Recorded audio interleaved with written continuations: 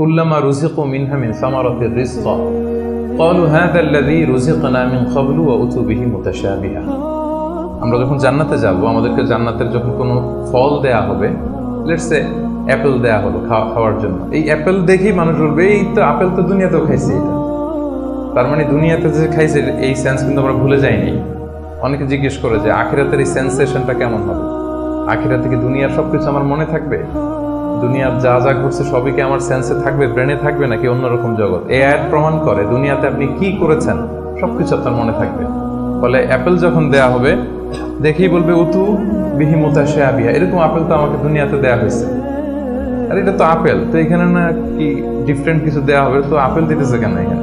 Apple অনেকে apple লাইকও করে না দুনিয়াতেই, সেইখানে যদি আপেল দিয়ে আপেল দেয় বা কমলা দেয় হয়তো মানুষ এরকম প্রশ্ন করবে, এবং কোরআন তো সেটা টেস্টিফাই করছে যে হ্যাঁ, মানুষ বলবে যে এটা তো আমরা দুনিয়াতেই খাইছি। তখন আল্লাহ বলবে যে না, এটা অ্যাপেল, বাট দুনিয়ার অ্যাপেলের মতন। দুনিয়ার আপেলে একটা স্বাদ পাওয়া যায়, এই আপেলে হাজার স্বাদ পাওয়া যায়, মানে এটার ফিচারটাই আলাদা। এটা খেয়ে দেখো না, টেস্টি করো নাই, একটা বাইট দিয়ে দেখো যে কিরকম।